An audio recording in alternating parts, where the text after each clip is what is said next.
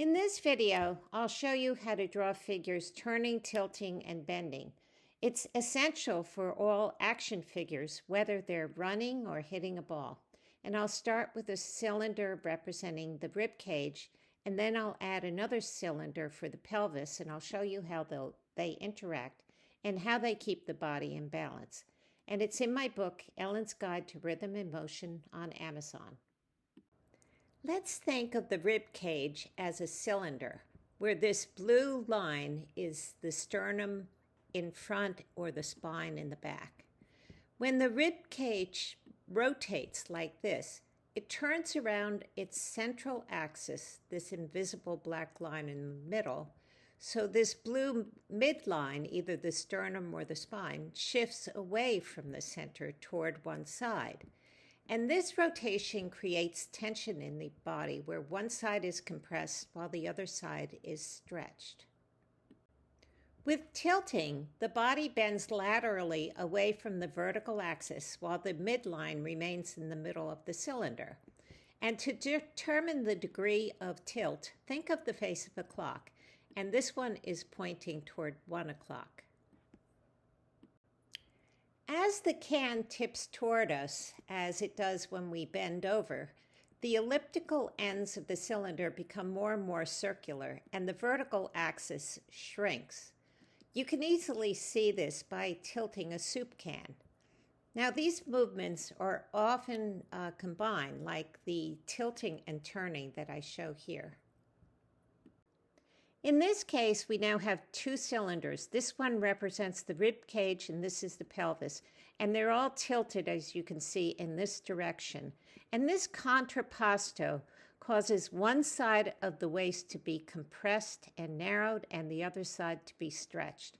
And the midline can create either an S curve or a C curve, depending on the relative positions of the head and the hips. This figure is rotating from her back to her side, and I've diagrammed the movement here, where the pelvis is stationary and the chest is rotating in this direction so that the midline goes toward this side of the chest. So we start with a spine that's vertical, and then it begins to start curving in a C shape. The head always turns first, so we see the head profile first, and then later we see the chest profile. And at this point, the chest is so narrow that we only see one of the scapulas. It's important to show this little X where the lines of the chest and the hip overlap. When this figure twists from the front to the side, his head turns first, both to lead the movement and also to see where he's going. And it's followed by the arms and the body, with the pelvis acting as a stable base. Again, we see the head profile here and the chest profile later on. The midline, which connects the pit of the neck to the pubic bone, shows us the rotation. And it's a vertical line here, and then with time, it becomes more and more of a C shape. And again, we see this X where the hip and the back meet.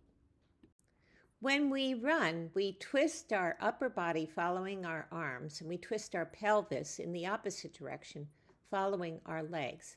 And the folds in the shirts and pants show the twisting action. In this first one, there's more of a twisting motion than in the second because his arm is further back, so the folds follow a diagonal on the shirt. In the second one, the folds are more horizontal because his arms are closer to his body. And in both cases, we can see the contrapposto movement, since the right knee and the left hand are in front, and his weight is balanced over his left leg. On the side view, we see folds going from the front to the upper back.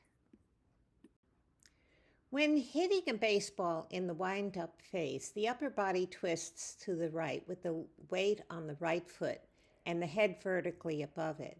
The left knee is slightly bent, and the left heel is off the ground, so you know that he's twisting. And we know that this heel is off the ground because it isn't touching its shadow.